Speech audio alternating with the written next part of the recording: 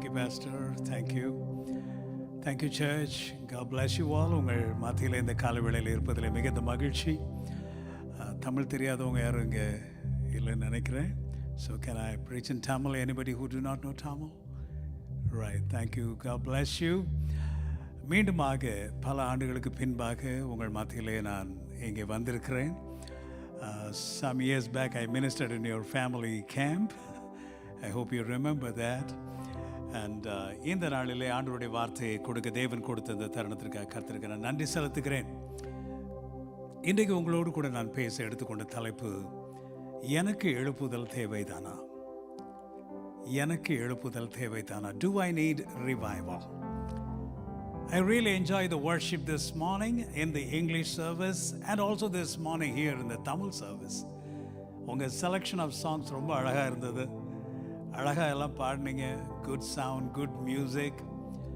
And I love that song, எந்தன் உள்ளம் தங்கும் இயேசு நாயகா. What a beautiful song by our dear brother Emil Jebasing. அந்த லைன் பாருங்க, that's actually a revival song. So I want you to sing just 2 lines of that. ஒரு 2 line நீங்கள் பாடுங்க என்னோட கூட சேர்ந்து. என்னை உமக்கு தந்தேன் இயேசு நாயகா, இனி நான் அல்ல,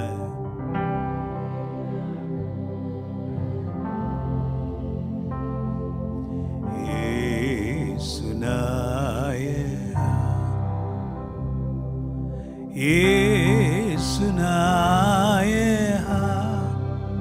Everybody sing. இயேசு நாயகா,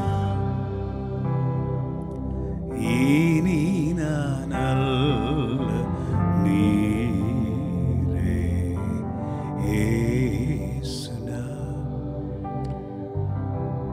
இந்த பாடல் ஒரு அர்ப்பணிப்பின் பாடல் இல்லையா? எந்த உள்ளம் தாங்கும் ஆண்டவரே, என் உள்ளத்தை விட்டு போயிடாதீங்க ஆண்டவரே, இனி நான் அல்ல ஆண்டவரே, நீங்க தான் என் உள்ளத்தில் வாழணும். என்ன ஒரு மீனிங்ஃபுல் சாங். நீங்க எத்தனை பேர் அதை உணர்ந்து பாடினீர்கள் என்று எனக்கு தெரியவில்லை. But I encourage you now to look into that line. அதுக்கு அடுத்த லைன் பாருங்க. What is that? திரும்ப விழாது. No, what is that line? Correct. இயேசு நாயகா. What a beautiful line. கிருபை இழாது.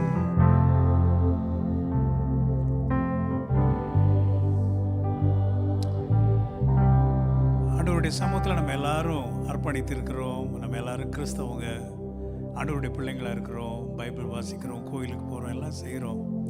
ஆனால் அந்த லைன் அவரையே இப்படி எழுதணும். ஆண்டவரே, நான் கிறிஸ்டியனாக தான் நடந்துட்டு இருக்கிறேன், ஆனால் நான் திரும்ப விழுந்து போயிடக்கூடாது ஆண்டவரே. இது எழுதினவர் யார் பாருங்க? எமில் ஜெபசிங் அவர் எழுதியிருக்கிறார். நம்முடைய அன்பிற்கும் மதிப்பிற்கும் உரிய பெரிய தேவனுடைய ஊழியக்காரர் எமில் ஜெபசிங் அவர் இப்படி எழுதியிருக்கிறார், நான் திரும்ப விழுந்துடக்கூடாது ஆண்டவரே. That is revival prayer. That is revival prayer, dear friends. நான் திரும்ப விழுந்துடக்கூடாது. ஏன்னா நம்ம பார்க்குறோம் கிறிஸ்டியன்ஸ், நம்ம ஊரில் டாஸ்மாகில் பார்த்தா வெறும் ஹிந்துஸ் மாத்திரமா அங்கே போய் குடிக்க போகிறாங்க, இல்லை முஸ்லீம் மாத்திரம் போகிறாங்களா? அவ்வளோ கிறிஸ்தவங்க இருக்கிறாங்க. கிறிஸ்தவங்க தான் டாஸ்மாகே நிறைய நடத்திக்கிட்டு இருக்கிறாங்க. We need revival. நமக்குள்ளே எழுப்புதல் வேண்டும். நம்முடைய கிறிஸ்தவ சமுதாயத்திலே எழுப்புதல் வேண்டும். நம்முடைய சபைகளிலே எழுப்புதல் வேண்டும். What a beautiful line. அவர் எழுதுறார், நான் ஒரு கிறிஸ்டியன், எனக்குள்ள நீங்க தங்கி இருக்கிறீங்க ஆண்டவரே, எந்த உள்ளத்திலே தங்கும் ஆண்டவரே, நீர் போய்விடக்கூடாது. அது மட்டுமல்ல, நான் திரும்ப விழுந்து விடக்கூடாது ஆண்டவரே. What a beautiful prayer. What a beautiful prayer. நீங்க இன்னைக்கு மார்னிங் அந்த வொர்ஷிப்ல பாடும்போது I was really touched by that line. What a beautiful prayer. என்ன அழகா அந்த பாடல் எழுதி இருக்கிறார். நான் அந்த பாடலை பாடி ரொம்ப நாள் ஆயிடுச்சு. Shall we sing that again? Can we give me D please? D. திரும்ப வீழாது காரும் இயேசு நாயகா, கிருபை இழாது காரும் இயேசு நாயகா. Everybody sing. Yesunaya.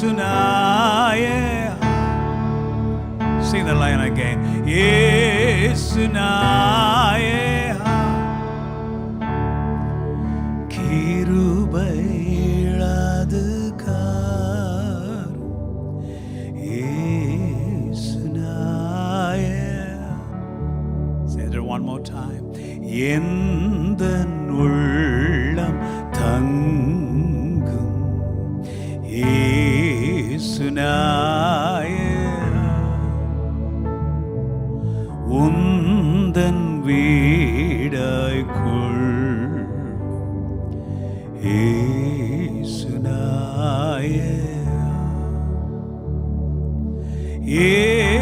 இயேசுநாய.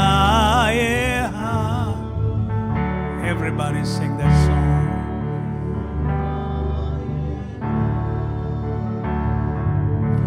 உந்தன் வீடாய்க்குள்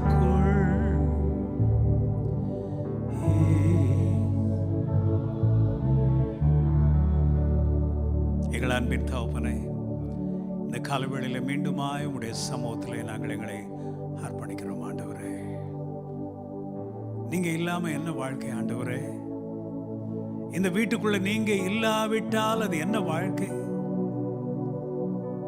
மாய்மால கிறிஸ்தவ வாழ்க்கை, முகமூடி அணிந்த கிறிஸ்தவ வாழ்க்கை வேண்டாம் கர்த்தாவே.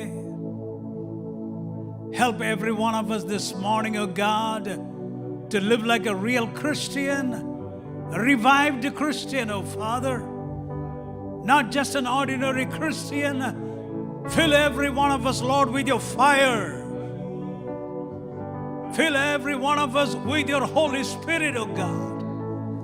உம்முடைய அக்னியினாலும் பரிசுத்தாவின் அபிஷேகத்தினாலும் உம்முடைய வல்லமையினாலும் எங்கள் ஒவ்வொருவரையும் இந்த காலவேளையிலே நீர் நிரப்புவீராக.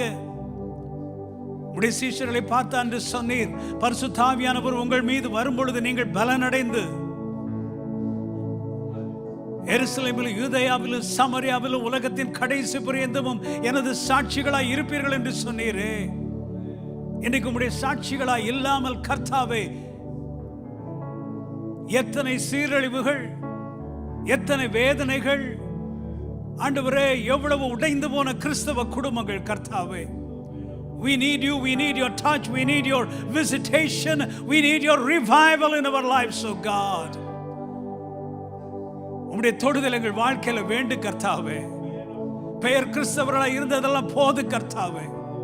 எத்தனை ஆசீர்வாதங்களை எங்கள் வாழ்க்கையில நீர் கொடுத்தாலும் திருப்தி அடையாதவர்களாய் மறுபடியும் சுயநலவாதிகளாய் எங்களுக்காகவே நாங்கள் வாழ்ந்த நாட்கள் போதும் கர்த்தாவே. Bring a change in our lives. Bring a revival in our families. Bring revival in our churches, Lord.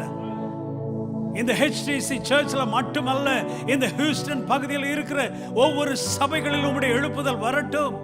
பரிசுத்த ஆவியானவர் அசைவாடுவீராக. எங்கள் பிள்ளைகள் வாழ்க்கையிலே அசைவாடுவீராக. எங்கள் வாலிப பிள்ளைகள் வாழ்க்கையிலே அசைவாடுவீராக. எங்கள் வாலிப மகன்மார்கள் மகள்மார்கள் ஒருவர் கூட கெட்டு போக கூடாது. கலாச்சார சீரழிவுகள் வேண்டாம் கர்த்தாவே. தேவனுக்கு பயந்து நடக்கிற குடும்பங்களாய் நாங்கள் வாழ எங்களுக்கு கற்றுத்தாரும். ஹல்லேலூயா. பரிசுத்த ஆவியானவரே, எங்கள் உள்ளத்திலே தொடர்ந்து தங்கும் அப்பா. எங்கள் உள்ளத்திலே தொடர்ந்து தங்கும் ஆண்டவரே. உந்தன் வீடாய் கொள்ளும் இயேசு நாயகா. திரும்ப விழுந்து விடக்கூடாது கர்த்தாவே. நீர் எங்களுக்கு கொடுத்த கிருபைகளை நாங்கள் இழந்து விடக்கூடாது கர்த்தாவே. இது வெறும் பாடலாய் போய்விடக்கூடாதப்பா. இந்த எழுப்புதல் செபம் எங்கள் வாழ்க்கையில நாங்கள் சாகு வரைக்கும் இருக்கட்டும். உடைய கிருபையில நிலைத்து நிற்க வாழ எங்கள் வாழ்க்கையை நாங்கள் உமக்கென்று வாழ முன்னேறி செல்ல கர்த்தர் எங்களுக்கு கிருபை தருவீராக. பரிசுத்த ஆவியானவர் தொடர்ந்து எங்களிலே இடைப்படும் ஆண்டவரே, எங்களோடு பேசும் அப்பா. நிறைய செய்திகளை நாங்கள் கேட்டு விட்டோம். செய்திகளை கேட்டு கேட்டு கேட்டு கேட்டு கேட்டு கேட்டு எங்களுடைய காதுகளெல்லாம் நிறைந்து வழிகிறது.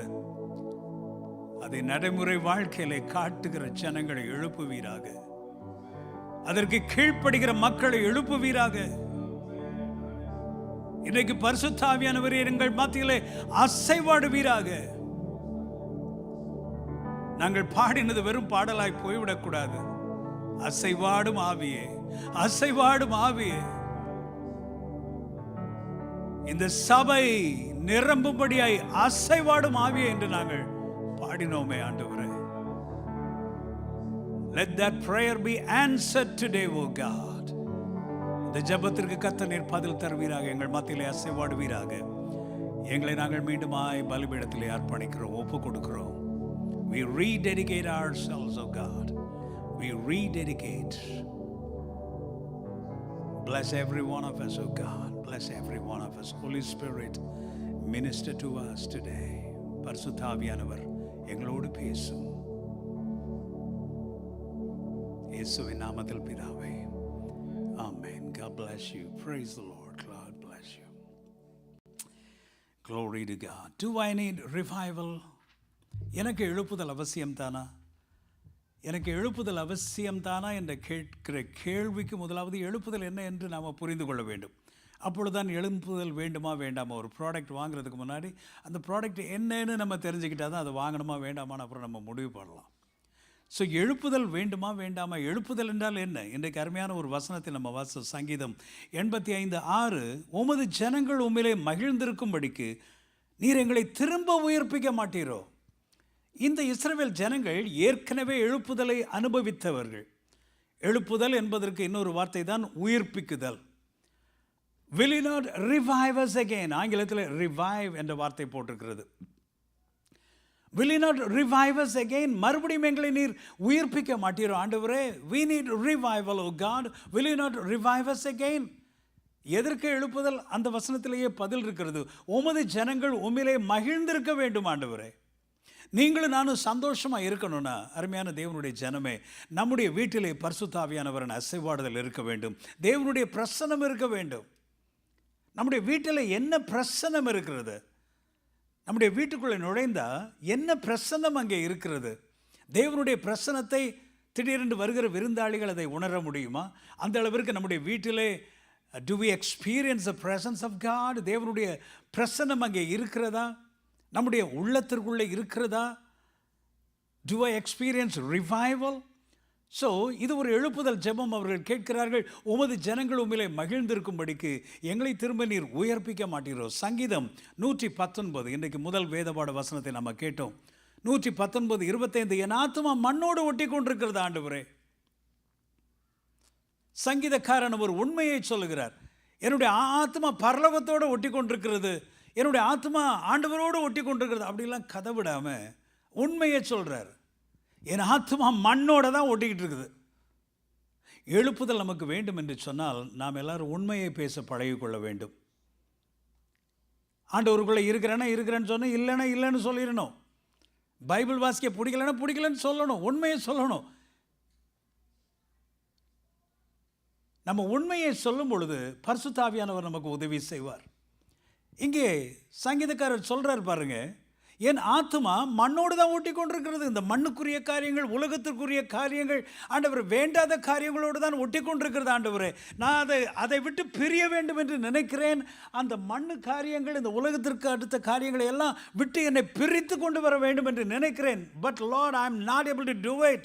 I am not able to bring a revival in myself, Lord, with my strength and with my willpower. இதெல்லாம் விட்டுறணும்னு நினைக்கிறேன், அதை விடணும்னு நினைக்கிறேன், இதை விட என்னால் முடியல ஆண்டவரே. That is a revival prayer. That's a revival prayer. சும்மா நல்லா இருக்கேன்னு நம்ம சும்மா சொல்லுவோம், ஜென்ரலாக சொல்லுவோம். அது ஓகே, that's okay. பட் நம்ம நல்லா இருக்கோமா இல்லையான்றது நமக்கு தெரியும்.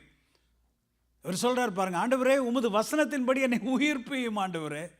My soul cleaves to the dust, the dirty things of the world, oh God. I am after the worldly things, Lord. I need a separation. I want to come closer to you, Lord, but I am not able to. Help me. I need help, Lord. I need help. Revive me. I need revival. இந்த சங்கீதத்தை நீங்கள் நல்லா கேர்ஃபுல்லாக அந்த 119:25 நீங்கள் பின்னாடி வீட்டில் போய் வாசித்து பாருங்கள். உங்களுக்கு ஒரு சின்ன எக்ஸசைஸ் கொடுக்குறேன் நான் உங்களுக்கு. 37 வசனம், 40 வசனம், 38, 107, 149, 154, 155, 159, 9 முறை இதே போன்ற வசனங்கள் திரும்ப திரும்ப ரிப்பீட் ஆகுது. So this is a revival prayer. சிலர் சொல்லுவாங்க ரிவைவல்ன்ற வார்த்தை வேதத்திலே இல்லையே, அதையே நீங்கள் இவ்வளவு அலட்டிக்கிறீங்கன்னு கேட்பாங்க.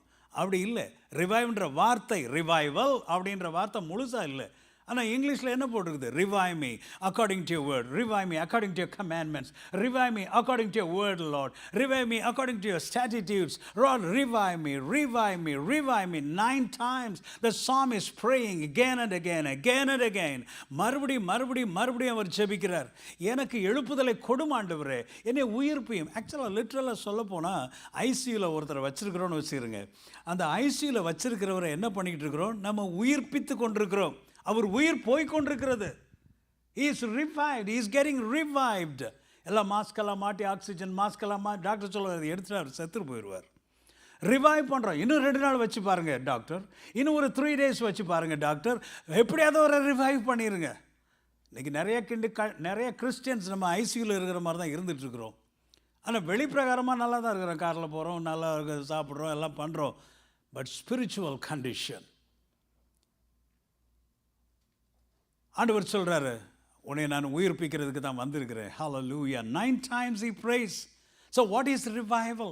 ஸோ இந்த எழுப்புதல் என்பது என்ன என்று தெரிந்து கொண்டால் தான் எனக்கு இது வேணுமா வேண்டாமா. ஏன்னா நம்முடைய ஜெபங்களை நீங்கள் எடுத்து பாருங்கள், உங்கள் பர்சனல் ப்ரேயரை நீங்கள் எடுத்து பாருங்கள், உங்களுடைய ஃபேமிலி ப்ரேயர், என்ன ப்ரேயர்னாலும் சரி, ஈவன் ஒரு ஃபாஸ்டிங் ப்ரேயர் நடத்தினாலும் சரி, நம்முடைய தேவைகளுக்காக தான் அதில் நிறைய ஜெபங்கள் இருக்கிறது. ஆனால் நம்முடைய ஜெபங்கள் எப்படி இருக்க வேண்டும்? ஆண்டவருக்குரிய காரியங்கள், தேவனுடைய ராஜ்யத்திற்குரிய காரியங்கள், ஸ்பிரிச்சுவல் நீட்ஸை பற்றி ஜெபம் பண்ணுறது ரொம்ப குறைவாக இருக்குது. ஆண்டவரே, நான் இன்னும் உமக்குள்ளே வளரணும் ஆண்டவரே. ஆவிக்குரிய கனிகள் 9 சொல்கிறாங்களே, 1 கூட காணுமே ஆண்டவரே. எனக்குள்ள அட்லீஸ்ட் ஒரு 3 கனியாவது இருக்கணும் ஆண்டவரே. 9 வரங்கள்னு சொல்கிறாங்களே, ஒரு வரமாவது எனக்கு வேணும் ஆண்டவரே. ஆண்டவரே, இந்த அந்நிய பாஷை அது இதெல்லாம் சொல்கிறாங்களே, அதெல்லாம் உண்மையாக இல்லை, அது ஒரு பர்டிகுலர் டினாமினேஷனுக்கு தானா, இல்லை எனக்கெல்லாம் அது உண்டு ஆண்டவரே. ஆண்டவரே, அப்படியே ஒன்று இருக்குதுன்னா எனக்கு கொடுங்க ஆண்டவரே. சரி, ஸ்பிரிச்சுவல் நீட்ஸுக்காக நம்ம எவ்வளவு தாகத்தோடு ஜெபிக்கிறோம். ஆனால் எழுப்புதல் உங்களுக்குள்ளே வரும்பொழுது ஒரு தாகம் வரும். அந்த தாகம் வந்து விட்டால் கண்டிஷனே அதுதான். இயேசு சொன்னார் பாருங்க, பண்டிகையின் கடைசி நாளிலே நின்று, நிறைய கூட்டம் இருக்குது, ஆனாலும் ஆண்டவர் ஒரே ஒரு கண்டிஷன் சொன்னார், தண்ணி ஊத்துறேன், நான் ரெடியாக இருக்கிறேன், ஆனால் தாகம் உள்ளவன் என்னிடத்திலே வர கடவன். If anyone is thirsty, let him come. தாகம் உள்ளவன் என்னிடத்திலே வர கடவன், ஜீவ தண்ணீரை நான் அவனுக்கு கொடுப்பேன் என்று சொன்னார். உங்களுக்குள்ள ஒரு தாகம் இருக்குது. ஒருவேளை இந்த செய்தியை கேட்டுக்கொண்டிருக்கும் பொழுது, I need revival. Yes, I need revival. எனக்குள்ளே ஏதோ ஒன்று மிஸ் ஆகுது. நான் சர்ச்சுக்கு போகிறேன், நான் எல்லாம் பண்ணுறேன், ஐ எம் a Christian, ஆனாலும் எனக்குள்ளே என்னமோ something is missing. That's a touch of God. That's a touch of God. அதுதான் எழுப்புதல் அனுபவம் என்று சொல்லுகிறோம். I need a revival experience. எனக்குள்ள அந்த டச் வேணும் ஆண்டவரே. What is revival? It's a sovereign act of God. அந்த கர்த்தரின் செயல் எனக்குள்ளே வேண்டும். What is revival? It's a divine visitation. தேவன் தனது ஜனங்களை சந்திப்பதற்கு பெயர் எழுப்புதல். அது மட்டுமல்ல, எழுப்புதல் வரும்பொழுது சமுதாயங்கள், தேசங்கள் எல்லாம் அந்த தேவனுடைய செயலினாலே மாற்றத்தை காணும். இந்தியாவில், தமிழ்நாட்டில் தான் அத்தனை ப்ரீச்சர்ஸ் இருக்கிறாங்க, அவ்வளோ மிஷனரிஸ் இருக்கிறாங்க, அவ்வளோ கோயில் இருக்குது. ஆனால் தமிழ்நாடு இன்னும் கிறிஸ்தவ மாநிலம் கிடையாது. ஆனால் Mizoram is a Christian state. Nagaland is a Christian state. தமிழ்நாட்டில் இருக்கிற நாகாலாந்தும் மிசோரமும் கிறிஸ்தவ மாநிலங்களாக இருக்கிறது. பில்லி கிரஹாம் அவர்கள் உயிரோடு இருக்கும் பொழுது இங்கே இருந்து போய் அவர் குருசைட் நடத்துவார் என்று சொன்னால் மிசோரம் கோயர் தான் அவருக்கு பேக் பண்ணுவாங்க. எப்படி அவர்கள் எல்லாம் அது எப்படி முழு மாநிலமும் கிறிஸ்தவ மாநிலம் ஆயிடுச்சு? அவங்கெல்லாம் தலைவெட்டிகள், அதாவது மக்களை வேட்டையாடுகிறவர்கள், மண்டையோட கழுத்தில் போட்டு வர்ற ஜனங்கள். அப்படிப்பட்ட ஜனங்கள் கிறிஸ்தவர்களை எப்படி மாறினார்கள்? எழுப்புதல். மிஷனரிகள் சென்று தேவனுடைய வார்த்தைகளை பிரசங்கித்த பொழுது, they surrendered their life, they all accepted Christ, the whole state became a Christian state. ஆனால் தமிழ்நாட்டில் தானே எல்லாரும் இருக்கிறாங்க. அத்தனை பெரிய பெரிய ஊழியக்காரங்களும் தமிழ்நாட்டில் தான் இருந்து நாட்டுக்கும் போகிறாங்க. இங்கே அமெரிக்காலேயும் அப்படியே list of preachers are travelling. But Tamil Nadu is still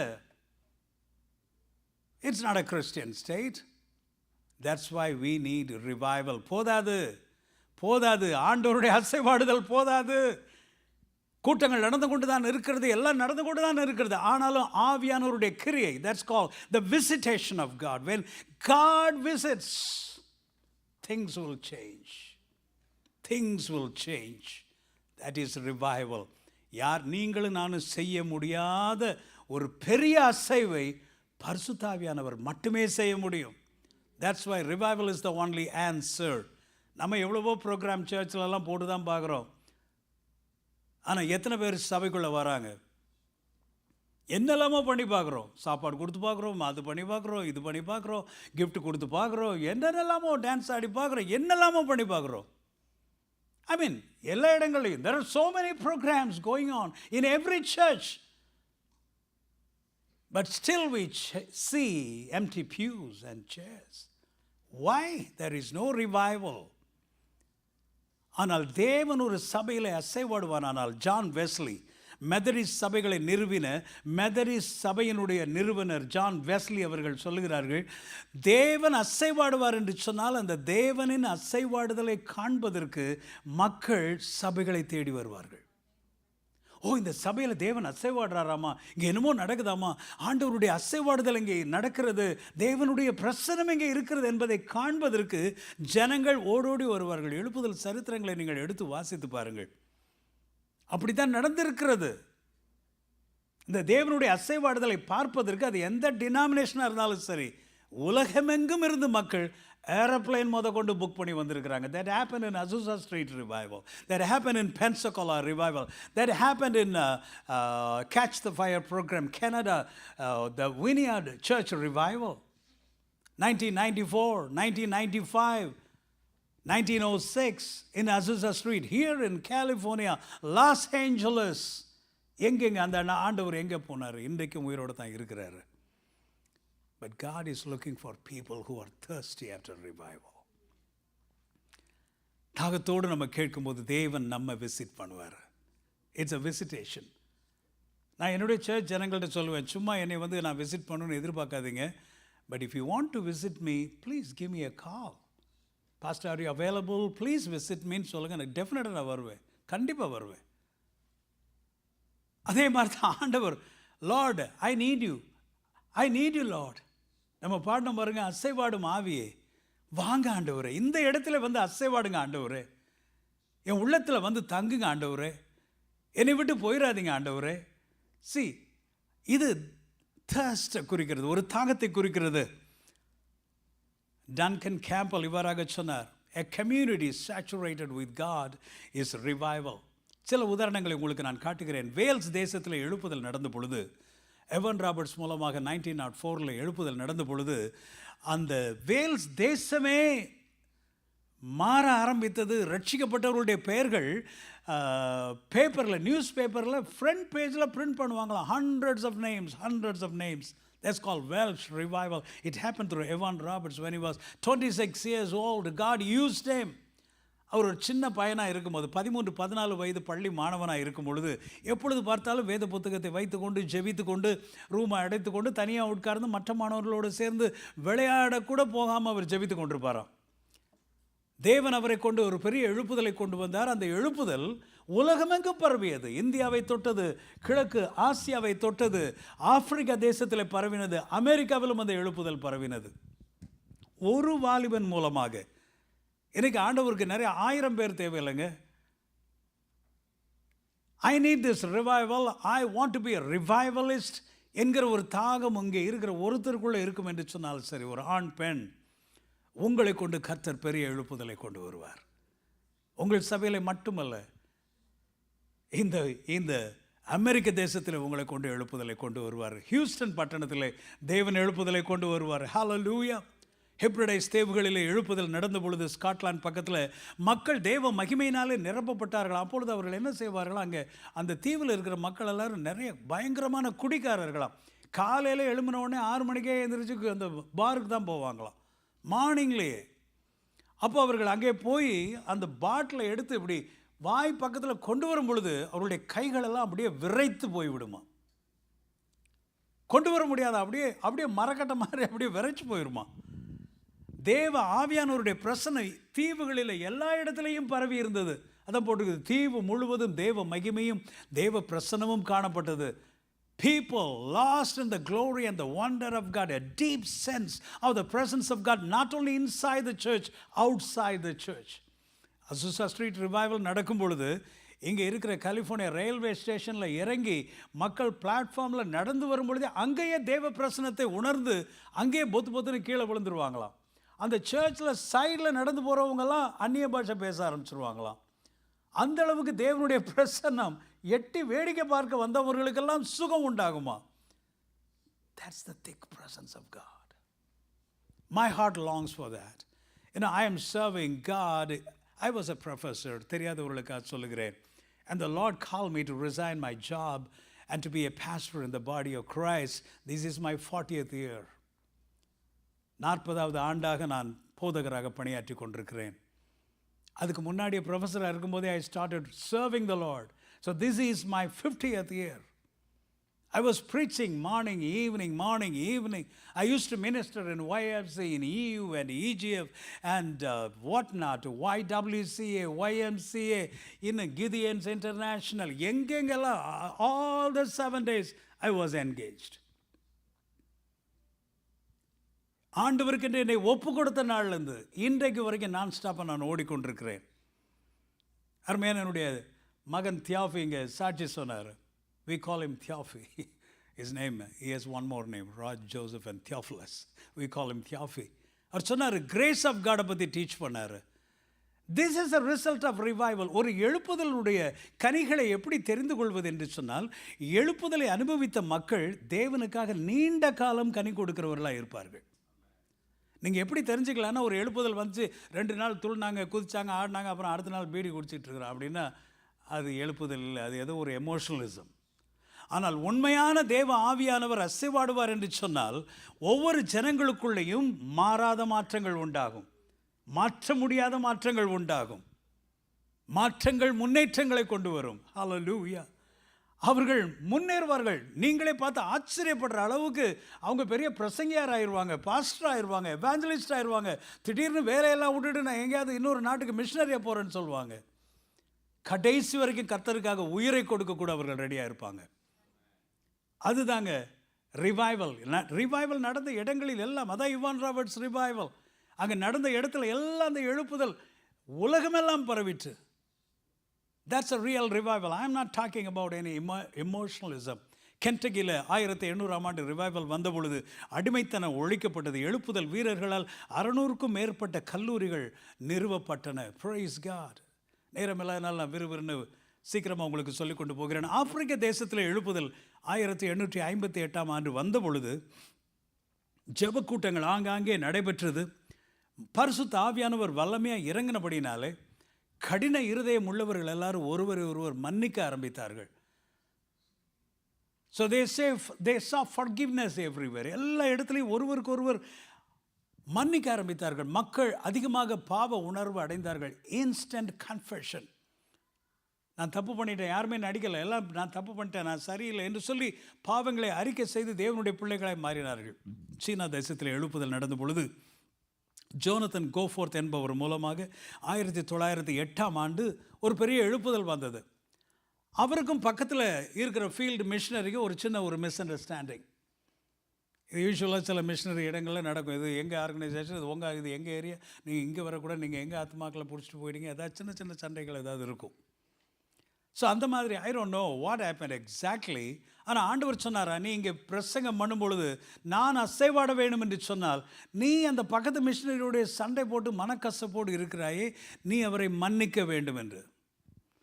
அப்பொழுது இவர் சொன்னாராம், ஜோனத்தன் கோஃபோர்த், ஐயா நான் பிரசங்கம் போன போகிறோம் ஆண்டவரே, இந்த நேரத்தில் நான் அவரிடத்துல போய் எப்படி மன்னிப்பு கேட்க முடியும்? நான் ஒன்று பண்ணுறேன் ஆண்டவரே, இப்போவே நான் அவரை என் மனசார மன்னிக்கிறேன். ஆனால் முடிஞ்சதுக்கப்புறம் நான் நேராக போய் அவர்கிட்ட மன்னிப்பு கேட்குறேன் ஆண்டவரே. அவர் அப்படி சொல்லி ஜெபம் பண்ணி முடித்த உடனே பரிசுத்த ஆவியானவர் அந்த இடத்துல அசைவாடினார். மாணவர்கள் கூடியிருந்த அந்த இடத்துல அநேக மாணவர்கள் தங்கள் பெற்றோர்களை கொலை செய்து அந்த நாட்களில் ஒரு பெரிய புரட்சி நடந்தது, பாக்ஸர் புரட்சி, பாக்ஸர் ரெவல்யூஷன். அந்த புரட்சியிலே அநேக கிறிஸ்தவர்கள் கொல்லப்பட்டார்கள், மிஷினரிகளை எல்லாம் கொலை செய்தார்கள். அப்போ இவர் ஜோனத்தன் கோஃபோர்த் மறுபடியும் கன்னட தேசத்துக்கு ஓடி வந்துட்டார். திருப்பி அதெல்லாம் முடிஞ்சதுக்கப்புறம் திருப்பி போகிறார். அப்போ இந்த பசங்கள்லாம் வளர்ந்துட்டாங்க. அப்போ அந்த பெற்றோர்களை கொலை செய்யும் பொழுது அவர்களெல்லாம் சின்ன பிள்ளைங்களாக இருக்கிறாங்க. ஆனால் அப்பா அம்மாவை யார் கொலை பண்ணான்றது அவங்க கண்ணில் இருக்குது, அவங்களுக்கு தெரியுது. அப்போது இவர்கள் எல்லாரும் ஆளுக்கு ஒரு சின்ன சின்ன பட்டாக்கத்தி மாதிரி ஒரு கத்திகளை வைத்துக்கொண்டு ஸ்கூல் பேக்கில் வைத்துக்கொண்டு எல்லாரும் ஸ்கூலுக்கு வருவார்களாம்.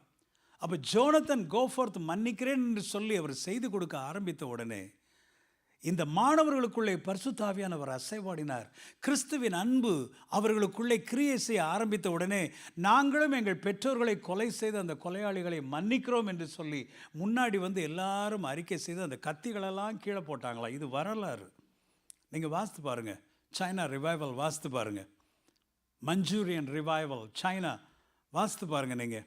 ஸோ இந்த மாணவர்களுக்குள்ளே ஒரு பெரிய எழுப்புதல் ஏற்பட்ட பொழுது அது பக்கத்து பள்ளிக்கூடங்கள் கல்லூரிகள் எல்லாத்துக்குள்ளே அந்த எழுப்புதல் பரவி மாணவர்களுக்குள்ளே ஒரு பெரிய எழுப்புதல் ஜோனத்தன் கோஃபோர்த் மூலமாக ஏற்பட்டது. இதையெல்லாம் என்னுடைய புஸ்தகத்தில் எழுப்புதல் தீ எங்கும் பரவட்டும் என்று இந்த புஸ்தகத்தில் நான் எழுதியிருக்கிறேன்.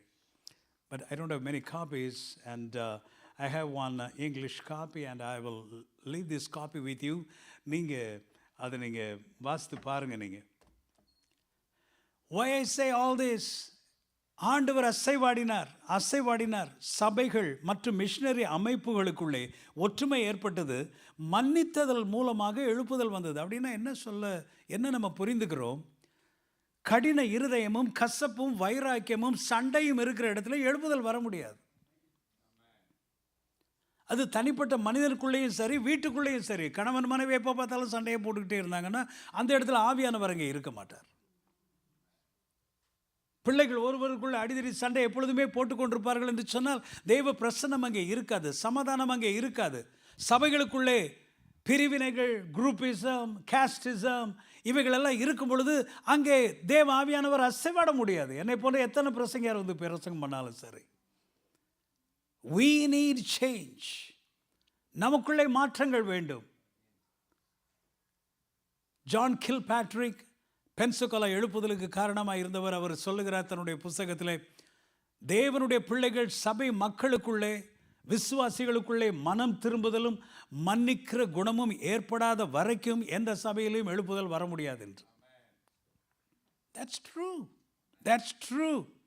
ஸோ சீனாவிலே மன்னித்ததின் மூலம் எழுப்புதல் வந்தது. ஸோ இன்றைக்கி நம்முடைய சபைகளுக்குள்ளே எழுப்புதல் வர வேண்டும் என்று சொன்னால் நமக்கு மன்னிக்க தெரிய வேண்டும். உங்கள் மேலே தப்பே இல்லைனாலும் சரி மன்னிச்சிருங்க. அது உங்களுக்கு சமாதானத்தை கொண்டு வரும், உங்களுக்கு ஆசீர்வாதத்தை கொண்டு வரும். இல்லை பாஸ்டர் என் மேலே ஒரு தப்பு கிடையாது. It's okay. நீங்கள் மன்னிச்சிருங்க. நீங்கள் பெரிய மனுஷனாக இருங்க. நீங்கள் பெரிய ஆளாக, பிக் பிரதராக, பிக் சிஸ்டராக மாதிரி நீங்கள் மன்னிச்சிருங்க. அதனால் ஒன்றும் குறைஞ்சி போகிறது இல்லையே. ஜீசஸ் மாதிரி ஒருவர் அவர் அதைத்தானே சொல்லிக் கொடுத்தார். பரமண்டல ஜெபத்தில் ஒரே ஒரு பாயிண்ட்டை தான் மறுபடியும் ஸ்ட்ரெஸ் பண்ணுறார். நான் உங்களை மன்னித்தது போல, பிதா உங்களை மன்னித்தது போல நீங்களும் ஒருவருக்கொருவர் மன்னிக்க வேண்டும். நீங்கள் மன்னியாதிருப்பீர்களானால், அது ஒன்று தான், அந்த ஒரு பாயிண்ட்டை தான் சொல்கிறார். Forgive one another. So that's a very important thing for revival. மொரேவியாவில் எழுப்புதல் வந்த பொழுது ஜெர்மனி தேசத்தில்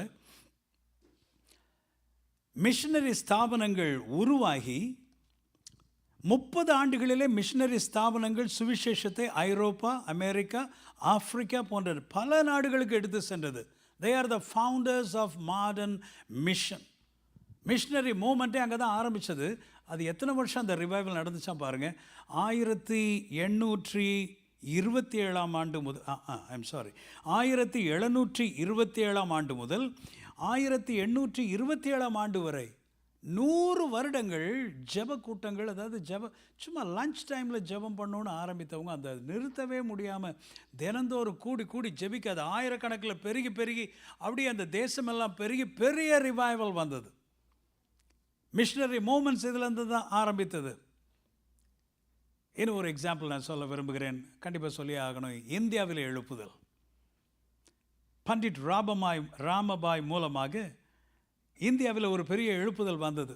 அவங்க தான் பண்டிட் ராமபாய். இவங்க ஒரு 4.5 அடி உயரம், அவ்வளோதான், 5 அடி உயரம் கூட கிடையாது. It's a very short woman. Marathi குடும்பத்தை சேர்ந்த ஒரு இந்து பெண்மணி, பிராமின் லேடி. அவங்க அப்பா பூஜாரி. இவர் சின்ன பிள்ளையாக இருக்கும் பொழுது அவர்களை அழைத்து கொண்டு கோயிலாக போய் அவர் பஜனை நடத்துவாராம். நிறைய ஸ்லோகங்கள் மற்ற காரியங்கள் எல்லாவற்றையும் சொல்லிக் கொடுப்பாராம் ஜனங்களுக்கு. அதனால வருமானங்கள் கிடைக்கும். பஞ்ச காலம் அந்த நாட்களில் சாப்பாட்டு கூட வழி இல்லாமல் ஜனங்கள் இந்தியாவில் செத்து கொண்டிருந்தார்கள். அந்த நேரத்தில் ஒருவர் இந்த சின்ன பிள்ளைக்கு, அவள் she was a young girl like 12-13 அந்த மாதிரி, ஆண்டவரை பற்றி சொல்லியிருக்கிறாங்க. அந்த அன்பு அவள் உள்ளத்திலே பதிந்த உடனே கர்த்தர் அவர்களுக்குள்ளே கிரியை செய்ய ஆரம்பித்தார். Hallelujah, glory to God. அவர்கள் இங்கிலாந்து தேசத்திலே பைபிள் கல்லூரியில் போய் படித்து இன்னும் ஆண்டவரை பற்றி அதிகமாக தெரிந்து கொண்டார்கள். திரும்பி வந்து ஒரு பெரிய ராமபாய் முக்தி மிஷன் சென்டர் என்ற ஒன்றை அவர்கள் ஆரம்பித்தார்கள். அதனுடைய ஃபோட்டோஸ் தான் நீங்கள் இங்கே பார்க்குறீங்க. இது பூனாவில் இருக்குது. நீங்கள் நெக்ஸ்ட் டைம் இந்தியா போனீங்கன்னா பூனாவில் இதுக்குன்னு ஒரு ட்ரிப் போய் பார்த்துட்டு வாங்க. சொந்தக்காரங்கள்லாம் பார்க்கும்போது இதையும் ஒரு அப்பாயின்மெண்ட் ஒன்று வைத்துக்கொள்ளுங்க. பூனாவில் போய் இதை பாருங்கள், கண்டிப்பாக பாருங்கள். இப்போவும் அங்கே பிளைண்ட் ஸ்கூல் இருக்கிறது, ஸ்கூல் நடந்து கொண்டிருக்கிறது, கைவிடப்பட்ட கைம்பெண்கள் எல்லாருக்கும் நடந்து கொண்டிருக்கிறது. கிட்டத்தட்ட 2000 பெண்கள் அங்கே இருந்தார்களாம். 2000 பெண்கள் தினந்தோறும் அவர்கள் ஆண்டவரை ஆராதிக்க, ஆண்டவருக்காக ஊழியங்கள், எல்லாம் ஹிந்து பீப்புள் எல்லோரும் ரட்சிக்கப்பட்டு. அந்த நாட்களில் புருஷன் மாதிரி இறந்து போன பொழுது மனைவி மாதிரி எல்லாம் அந்த காலத்தில் சைல்ட் மேரேஜஸ்லாம் இருந்தது. 14, 15, 20 வயசு, எத்தனை வயசுனாலும் சரி, அவங்கள உடன்கட்டை ஏறுதல், கட்டையில் கட்டி அவங்களையும் தீயோடு கொளுத்திடுவாங்க. இந்த அம்மா பண்டிட் ராமபாய் அந்த சத்தின்னு சொல்கிறோமே, அந்த உடன்கட்டை ஏறுதலை அழித்தார்கள். அதுக்காக ஸ்ட்ரைக் பண்ணி எல்லாம் பண்ணி உடன்கட்டை ஏறுதலை இந்தியாவிலேருந்து அவங்க ரிமூவ் பண்ணுறதுக்கு கவர்மெண்ட் லா பாஸ் பண்ணுற அளவுக்கு she brought a revival. Hallelujah, she brought a revival. இன்றைக்கு IAS IPS எக்ஸாம் எழுதுகிறவங்க எல்லாருக்கும் பண்டிட் ராமாவை பற்றி கண்டிப்பாக ஒரு கொஸ்டின் இருக்கும், அவங்களுடைய ரெவல்யூஷன் பற்றி இருக்கும். பட் அவங்க எப்படி செய்தாங்க? கிறிஸ்துவின் அன்பினாலே நிரப்பப்பட்டு எழுப்புதலை அனுபவித்து இதை செய்தார்கள். அந்த பாயிண்ட் அவங்க எழுத மாட்டாங்க, சொல்ல மாட்டாங்க. ஆனால் அதுதான் உண்மை, அதுதான் நடந்தது. அவர்கள் கட்டின அந்த ஆலயத்தை பாருங்கள். பெண்களாக சேர்ந்து ஒரு பெரிய கல்கட்டடம் கட்டியிருக்கிறார்கள். I visited Pune. நான் இந்த எழுப்புதலை குறித்த வாஞ்சை உள்ளவனாக இருக்கிறபடினால இந்த மாதிரி இடங்கள் எல்லா இடத்தையும் நான் விசிட் பண்ணாமல் இருக்க மாட்டேன். இதுக்குன்னே ஒரு தடவை நான் போனேன். பூனாவில் போய் இந்த ஆலயத்தை நான் பார்த்தேன். கல் கட்டடம்ங்க. பெண்களாகவே ஒவ்வொரு கல்லையும் சுமந்து வந்து அவர்கள் இந்த ஆலயத்தை கட்டியிருக்க பெரிய சர்ச். 1000 பேருக்கு மேலே உள்ளே உட்காரலாம். இன்றைக்கும் அது ஃபங்க்ஷன் ஆகி கொண்டிருக்கிறது. நான் எதற்கு சொன்னேன்? இவர்கள் மூலமாக பெரிய எழுப்புதல். 10 பேராக இந்த பெண்களை எல்லாம் அவர்கள் அழைத்து, நீங்கள் கிராமமாக போய் ஆண்டவருடைய அன்பை பற்றி சொல்லுங்கள் என்று சொல்லி ஜெபக்குழுக்களை அவர்கள் அமைத்தார்கள். உலகம் எங்கும் அவர்களை இந்தியா முழுவதும் அனுப்பினார்கள். மேலே அவுரங்காபாத், அந்த மேல் பக்கத்தில் பஞ்சாப், அந்த பக்கம் எல்லாம் அனுப்பி அந்த சைடெல்லாம் ஒரு பெரிய எழுப்புதல். இந்த பக்கம் அஸ்ஸாம் பக்கத்துலலாம் பெரிய எழுப்புதல். பின்னாடி கீழே தெலுங்கு தேசமெல்லாம் ஆந்திராவில் எழுப்புதல். அதுக்கு பின்னாடி சுருக்கமாக சொல்லணும்னா டோனாவூர் ஏமி கார்மைக்கேல் அம்மையார் ஹோம், அங்கே இருக்கிற பிள்ளைங்க கூட எழுப்புதலை அனுபவித்தார்களாம். அதற்கு பின்னாடி அங்கே இருந்து அது அப்படியே ட்ரிவாண்ட்ரம் வரைக்கும் அந்த எழுப்புதல் போனது என்று இதையெல்லாம் என்னுடைய புத்தகத்தில் நான் எழுதியிருக்கிறேன். எதுக்கு சொல்கிறேன்னா, that's the power of God. That's the power of God. நீங்களும் நானும் செய்ய முடியாததை பரிசுத்த ஆவியானவர் செய்வார். ஆனால் இதுக்கு அவைலபிள் கொட்டையாக இருந்தாலும் சரி, நெட்டையாக இருந்தாலும் சரி, யாராக இருந்தாலும் சரி, ஆண்டவர் நம்ம தான் டினாமினேஷன் என்ன, அது என்ன, இது என்ன, கலர் என்ன, எந்த ஊர், ஜாதி, அது இது எல்லாம் பார்த்து கேள்வி கேட்டுக்கொண்டிருப்போம். ஆண்டவர் இதெல்லாம் எதுவுமே பார்க்குறதில்ல. நீங்கள் அவைலபிளாக இருந்தால் ஆண்டவர் உங்களை யூஸ் பண்ணுறதுக்கு ரெடியாக இருக்கிறார். Yes Lord, I need a revival. Do I need revival? Yes, I need revival. இதற்கு பின்னாடி இந்த எழுப்புதல் வேண்டும் என்று சொன்னால் ஒரு 3 பாயிண்ட் நான் சொல்லி முடிக்க விரும்புகிறேன். தனிப்பட்ட வாழ்விலே ஒரு எழுப்புதல் வேண்டும். 3 விதமான எழுப்புதல். எல்லாரும் சொல்லுங்க. Personal revival, family revival, church revival. இந்த 3 எழுப்புதல். இது எழுப்புதல் என்றால் என்ன என்று நம்ம கற்றுக்கொண்டோம். எழுப்புதல் எனக்கு தேவையா என்பதை இதுவரைக்கும் நான் உங்களோடு பேசி கொண்டிருக்கிறேன். இந்த எழுப்புதல் வர வேண்டும் என்று சொன்னால் நான் என்ன செய்ய வேண்டும்? 3 விதமான எழுப்புதல் இருக்கிறது. What is personal revival? ஆண்டவர் ஓசியா 11:8 சொல்லுகிறார், எப்ராயிமே நான் உன்னை எப்படி கைவிடுவேன், இஸ்ரவேலே நான் உன்னை எப்படி ஒப்பு கொடுப்பேன், என் மனம் எனக்குள்ளே குழம்புகிறது என்று சொல்லுகிறார். அது ஆண்டவருடைய அன்பை குறிக்கிறது.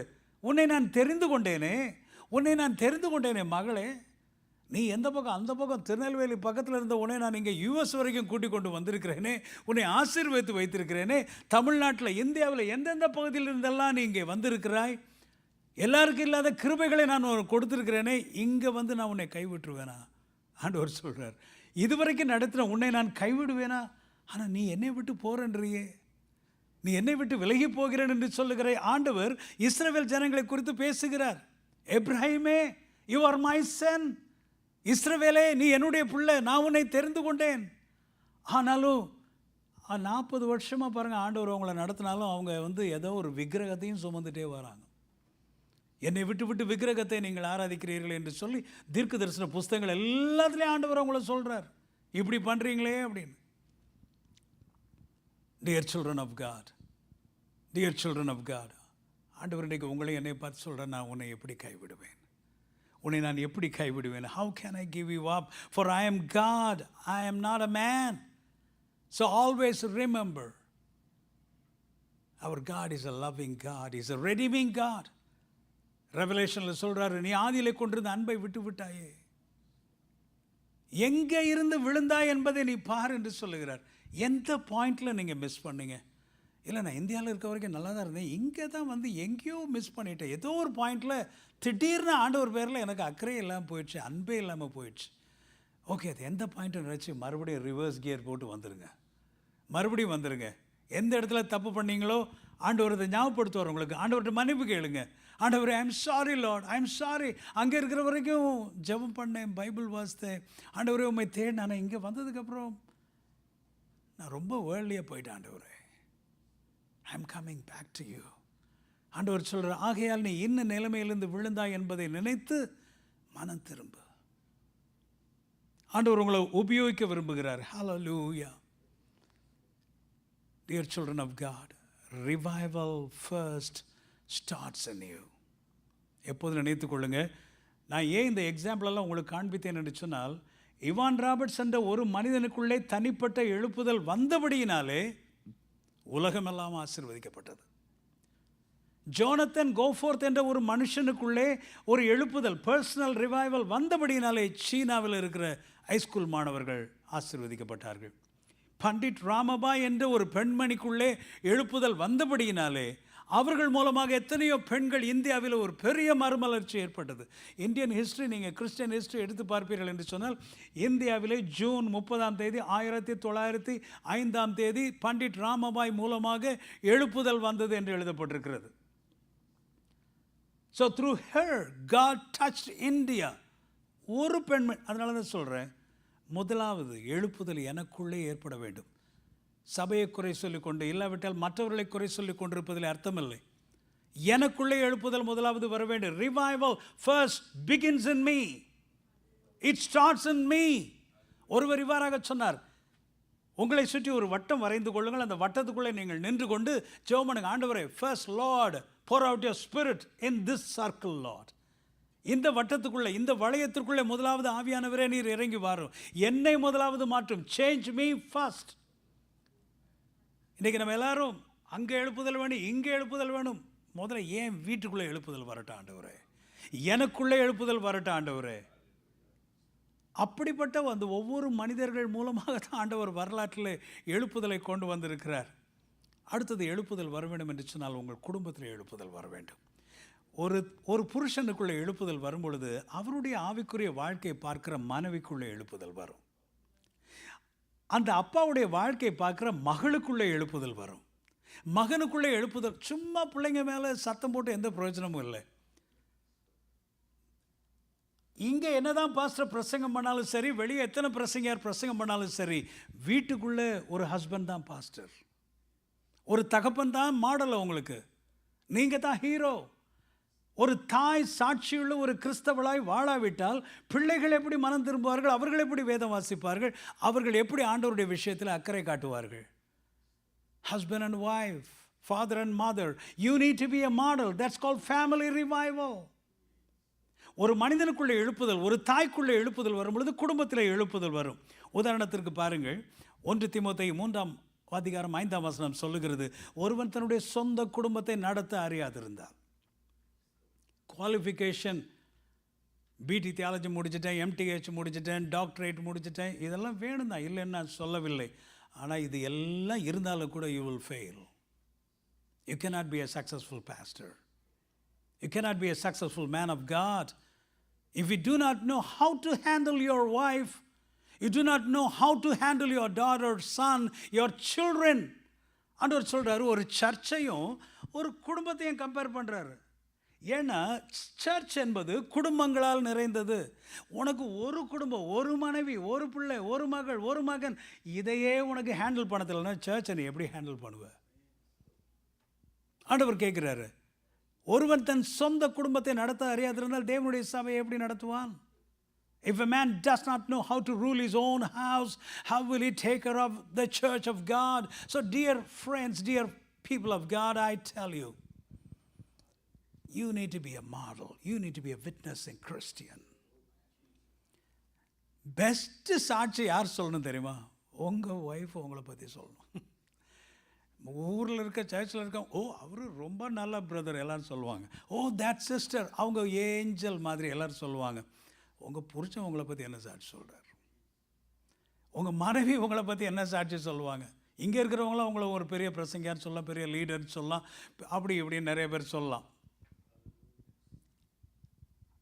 ஆனால் குடும்பத்திலே சாட்சி வேணும். We need pastors, we need leaders, elders and board members, husbands who will bring down the fire of God in their families, in their churches, in the communities and societies. Dear children of God, I believe that God has sent me here to bring revival among you, because that's the heart of God. Revival is the move of God. ஆதியாகமம் 18:19 ஆண்டவர் பாருங்கள், ஒரு ஹஸ்பண்டை பற்றி ஒரு சாட்சி கொடுக்குறார். யார் அந்த ஹஸ்பண்ட் உங்களுக்கு தெரியும். கர்த்தர் ஆபிரகாமுக்கு சொன்னதை நிறைவேற்றும்படியாய் அவன் தன் பிள்ளைகளுக்கும் தனக்கு பின்வரும் தன்னுடைய வீட்டாருக்கும் நீங்கள் நீதியையும் நியாயத்தையும் செய்து கர்த்தருடைய வழியை காத்து நடவுங்கள் என்று கட்டளை இடுவான் என்பதை நான் அறிந்திருக்கிறேன். இன்றைக்கி ஆண்டவர், நீங்களும் ஒரு ஹஸ்பண்ட் தான், ஒரு ஃபாதர் தான், உங்களை பற்றி ஆண்டவர் இப்படி ஒரு விட்னஸ், ஒரு சாட்சி கொடுக்க முடியுமா? ஒரு லெட்டர் கொடுக்க முடியுமா? I have chosen him so that he will direct his children. என்ன கான்ஃபிடென்ட் ஆண்டவர் சொல்கிறார் பாருங்க. அதனால தான் ஆண்டவர், நான் நினைப்பேன், அவர் ஆண்டவருடைய பிள்ளைன்னு நான் சொல்கிறதுல எனக்கு பெருமை தான். ஆனால் அவர் சொல்கிறாரு, நான் ஆபிரகாமின் தேவன் ஒரு மனுஷனை ரெஃபர் பண்ணுறார். நான் ஈசாக்கினுடைய தேவன்றார். ஆனால் ஆண்டவர் சொல்கிற அளவுக்கு அவங்கெல்லாம் நல்லா நடந்திருக்காங்க. ஆனால் அவங்களுக்குள்ளே எவ்வளோ குறைகள் இருக்கிறது, இல்லைன்னு சொல்ல.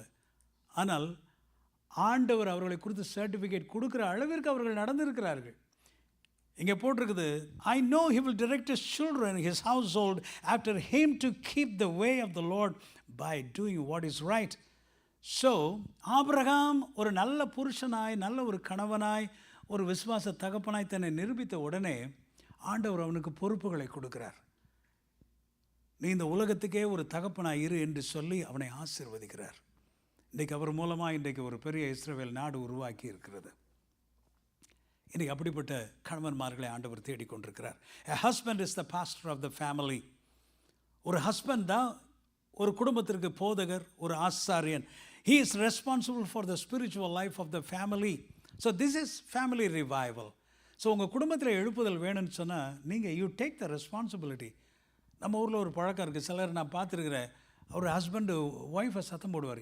என்ன நீ பிள்ளை வளர்க்குற, என்ன நீ ஏன் உன் மகன் இப்படி பண்ணுறான், ஏன் உன் மகன் இன்றைக்கி பைபிள் வாசிக்கலன்னு இவர் என்னமோ வேறு வீட்டு பிள்ளைய கேட்குற மாதிரி கேட்டுட்ருப்பார்.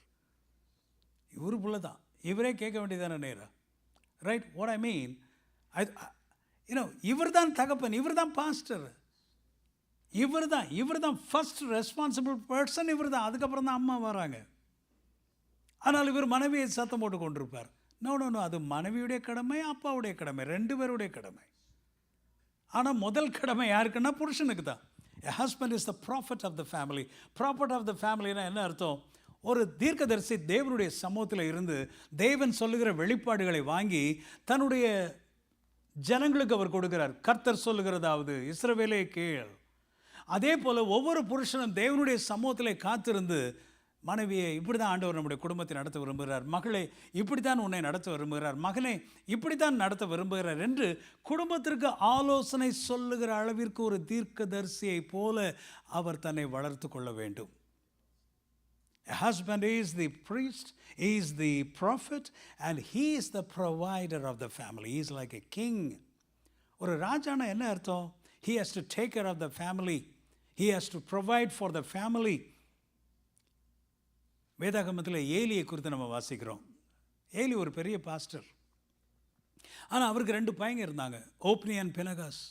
அவங்க 2 பேரும் ஜூனியர் பாஸ்டர் அப்பாயின்ட் பண்ணிட்டார். ஆனால் அந்த 2 பசங்களும் சரியாகவே இல்லை. ஆண்டவர் சொல்கிறார், உன் மகன்கள் சரியாக இல்லை. அப்போ இவர் என்ன பண்ணியிருக்கணும்? அவங்கள பொசிஷனை விட்டு விலக்கி இருக்கணும். ஆனால் அவர் எதுவுமே செய்யாமல் he allowed them to continue the ministry. Maybe இந்த காலத்தில் சொல்ல போனால் ஒர்ஷிப் லீட் பண்ண அலோவ் பண்ணார், ப்ரீச் பண்ண அலோவ் பண்ணார், சர்ச்சில் எல்லாத்தையும் செய்ய அலோவ் பண்ணார். ஆனால் அந்த பசங்களுடைய வாழ்க்கை மண்டே டு சாட்டர்டே ஒழுங்காகவே இல்லை. ஆனால் இவர் பாஸ்டர், ஏலி பாஸ்டர் தான். ஆனால் பிள்ளைங்க மேலே நோ கண்ட்ரோல். அதனால் ஏலியுடைய ஊழியம் என்ன ஆச்சு? ஒரே நாளிலே முடிவுக்கு வந்தது. 2 மகன்களும் இறந்து போனார்கள், மருமகள் பிரசவித்து இறந்து போனாள். இதை கேட்ட ஏலியும் இறந்து போனார். ஒரே நாளில் எலியாவினுடைய ஊழியம் முடிவுக்கு வந்தது. A bad father, a bad example, a careless father. ஒரு பொறுப்பற்ற போதகராய் ஏலி நடந்து கொண்டார். இன்னொரு உதாரணம் சொல்கிற, யோபு என்ற ஒரு தகப்பன் இருந்தார். 1:5 இப்படியாக சொல்லுகிறது யோபுவின் புஸ்தகம், விருந்து செய்கிற அனைவரும், விருந்து செய்கிற அவரவருடைய நாள் முறை வடுகிற போது, ஒருவேளை என் குமாரர் பாவம் செய்து தேவனை தங்கள் இருதயத்திலே தூஷித்திருப்பார்கள் என்று சொல்லி அதிகாலமே எழுந்து அவர்களுடைய நம்பர் படி என்ன பண்ணுவாராம்? பலி செலுத்துவார். அது எதை குறிக்கிறது? ஜோப் வாஸ் அ ப்ரேயிங் ஃபாதர். தன்னுடைய பிள்ளைகளுக்காக ஜெபிக்கிற தகப்பனாக இருந்தார். ஸோ இப்படிப்பட்ட தகப்பன்மார்கள் இருக்கும் பொழுது நிச்சயமாகவே குடும்பங்களுக்குள்ளே ஒரு பெரிய எழுப்புதல் வரும். ஊழியத்தில் இருக்கலாம், ஆனால் ஏலிய மாதிரி இருக்கக்கூடாது. ஆபிரகாமை போன்ற தகப்பன்மார், யோபை போன்ற தகப்பன்மாரை கர்த்தர் தேடிக்கொண்டிருக்கிறார். என்னென்னு சொன்னால் கிறிஸ்தவ சபைகள் இன்றைக்கு குடும்பங்களை கொண்டது. குடும்பங்கள் தான் சபையினுடைய முதுகெலும்புகள். ஒரு 20 குடும்பம் கமிட்டடாக ஆண்டவரை நேசிக்கிற குடும்பமாக இருந்தால் அப்படிப்பட்ட சபை ஒரு பெரிய மெகா சர்ச் இல்லைன்னா கூட அந்த மாதிரி சபையை வைத்து பெரிய காரியங்களை செய்ய முடியும். Yes, you can do that. God will use you and your family. Finally, with this I will close. Revival in the church. தனிப்பட்ட வாழ்வில் நம்ம ஒவ்வொருவருக்குள்ளேயும், சபை மெம்பர்கள் ஒவ்வொருவருக்குள்ளேயும் தனிப்பட்ட எழுப்புதல் வரும்பொழுது அது உங்களுடைய குடும்பத்திற்குள்ளே எழுப்புதலை கொண்டு வரும். உங்கள் குடும்பத்தில் அப்பா, அம்மா, பிள்ளைங்க எல்லாரும் ஃபயர் ஆகிட்டாங்கன்னு வச்சுக்கிறேங்க, அடுத்தது சபையில் எழுப்புதல் வரும். யாரையும் கரெக்ட் பண்ண வேண்டிய அவசியமே இருக்காது. அவர்களே எல்லாரும் ஆவியில் நிறைந்து அப்படி எல்லாரும் they'll be on time. நீங்கள் கேட்காமல எல்லாரும் வேலை செய்வாங்க. நீங்கள் வீட்டுக்கு போங்கன்னா கூட யாரும் போக மாட்டாங்க. ஆலயத்தில் உட்கார்ந்து ஜெபிக்கிறதற்கும் ஆலயத்தினுடைய விஷயங்களில் பங்கெடுப்பதற்கும் ஜனங்கள் எல்லாரும் ஆயத்தமாக இருப்பார்கள். ரிவைவல் இன் த சர்ச் கண்டிப்பாக வரும். தேவன் உங்கள் சபையில் நிச்சயமாகவே ஒரு எழுப்புதலை கொண்டு வருவார் என்பதில் சந்தேகமே இல்லை. ஹல்லேலூயா. இந்த நாட்கள் அப்படிப்பட்ட ஒரு எழுப்புதலை உங்கள் சபையிலே கர்த்தர் கொண்டு வர விரும்புகிறார். உங்களுக்கு சித்தமானால் இன்னொரு முறை வந்து நான் உங்களோடு கூட ஒரு நாள் முழுவதும் ஒரு எழுப்புதல் கருத்தரங்கை நம்ம நடத்துவோம். இன்னும் அதிக காரியங்களை உங்களோடு கூட நான் பகிர்ந்து கொள்ள விரும்புகிறேன். கர்த்தர் உங்கள் ஒவ்வொருவரையும் ஆசீர்வதிப்பாராக. ஹல்லேலூயா. இந்த நாட்களில் உங்களுடைய ஜெபம், ஆண்டவரே எனக்குள்ளே ஒரு எழுப்புதலை கொண்டு வரும், என் குடும்பத்திலே ஒரு எழுப்புதலை கொண்டு வரும், என் சபையிலே ஒரு பெரிய எழுப்புதல் வரட்டும் ஆண்டவரே என்று நீங்கள் கேளுங்கள். நிச்சயமாகவே உங்கள் மூலமாக பெரிய எழுப்புதலை தேவன் கொண்டு வருவார். இன்றைக்கு உலகத்திலே கத்தோலிக்க சபைகளுக்கு அடுத்த வரிசையில் பெந்தேகோஸ்தே டினாமினேஷன் ஸ்டாட்டிஸ்டிக்ஸ் படி வந்திருக்கிறது. 500 லட்சத்திற்கும் அதிகமான சபைகள் உலகமெங்கும் இருக்கிறது. இது எங்கே ஆரம்பித்தது என்று சொன்னால், வில்லியம் சேமூர், ஒரே ஒரு பிளாக் பாஸ்டர், அவர் ஒரு அடிமையின் மகன், அவர் மூலமாக, அவர் போதகராக இருந்து அவர் மூலமாக வெடித்த அந்த எழுப்புதல் தான் இன்றைக்கு உலகமெங்கும் பரவிட்டு 1906 1906 உலகமெங்கும் பரவிட்டு. அதே ஆவியானவர் இன்றைக்கு உயிரோடு இருக்கிறார். அதே ஆவியானவர் இன்றைக்கு உயிரோடு இருக்கிறார். My prayer is God should raise many revivalists from this Houston Tamil Church. உங்களுடைய பிள்ளைகள் எழுப்புதல் வீரர்களாய் வர வேண்டும். நான் ஒவ்வொரு போதகர் கருத்தரங்கிலும் ஒரு கேள்வி கேட்பது உண்டு. உங்களுடைய பிள்ளைகள் எத்தனை பேர் உங்களை தொடர்ந்து ஊழியம் செய்ய ரெடியாக இருக்கிறாங்க அப்படின்னு கேட்டால், நிறைய பாஸ்டர்ஸுடைய சில்ட்ரன் இன்றைக்கி ஊழியத்துக்கு வரலை என்பதுதான் உண்மை. நிறைய பாஸ்டர்ஸ் சில்ட்ரன், ஏன்னா அவங்க அப்பா அம்மாவுடைய ஊழியத்தை பார்த்து அவர்கள் அந்த they don't want to be a pastor, become a pastor. அந்த ஊழியம் எங்களுக்கு வேண்டாம், நாங்கள் வெளியே இருந்து சம்பாதிச்சு எவ்வளோ வேணாலும் ஹெல்ப் பண்ணுறோம், பட் நாங்கள் ஊழியக்காரங்களை வரல. ஏன்னா அந்த அளவுக்கு அவங்க தேவனுடைய வல்லமையையும் தேவனுடைய கரத்தையும் அவர்கள் பார்க்கவில்லை ஊழியங்களில். That's a sad thing. நிறைய பேர் பாஸ்டர்ஸ் 1-2 பேர் தான் கை தூக்குவாங்க. என் பையன் அவனும் பாஸ்டராக இருக்கிறான், பைபிள் காலேஜில் மிச்சம் அவ்வளோ பேரும் அவன் இன்ஜினியரிங் படிச்சுட்ருக்கிறான், இவன் இதை பண்ணிகிட்ருக்கிறான், அவன் அங்கே போயிட்டுருக்கிறான், இவன் இங்கே போயிட்டுருக்கிறான். I am not accusing anybody, நான் யாரையும் குறை சொல்ல. நான் என்ன சொல்கிறேன்னா, அந்த வாஞ்சிகள் விருப்பங்கள் எல்லாம் குறைந்து போய் கொண்டிருக்கிறது. போதகருடைய பிள்ளைங்களே வந்து ஊழியத்துக்குள்ளே வரலைன்னா எங்கேருந்து எப்படி மக்கள் அடுத்த ஃப்யூச்சர் ஜென்ரேஷன் தலைமுறைகள் எங்கேருந்து வருவார்கள்? எங்கேருந்து வருவார்கள்? இன்றைக்கி பாஸ்டர்ஸ் ஆர் வெரி ரேர். ஒரு போதகர், நல்ல போதகர் கிடைப்பது கடினமாக இருக்கிறது. ஏன்னா nobody is coming for ministry. We need a revival. We need a revival. சீனாவிலே அண்டர் கிரவுண்ட் சர்ச்சஸ்லாம் ரிவைவல் நடந்து கொண்டிருக்கிறது. இப்படியும் ஒரு உதாரணத்தை நான் உங்களுக்கு சொல்கிறேன். வரலன்றது ஒரு பக்கம் இருக்கட்டும், தட்ஸ் அ சேட் ஸ்டோரி. ஆனால் சீனாவில் பெரிய பெரிய பாஸ்டர்ஸ்லாம் யார் தெரியுமா? 16 வயசு பிள்ளைகள், 16 வயசு பசங்க, 17 வயசு பசங்க எல்லாருமே they are pastors of churches. அவங்க ஒரு சபைகளை நடத்தி கொண்டிருக்கிற அளவிற்கு அங்கே எழுப்புதல் வந்து கொண்டிருக்கிறது. அதே ஆவியானவர் நம் மத்தியில் உயிரோடு இருக்கிறார். நம்ம எல்லாரும் எழுப்பி நின்று ஜெபிக்கலாம். ஹல்லேலூயா. எழுப்புதல் தாரும் தேவா,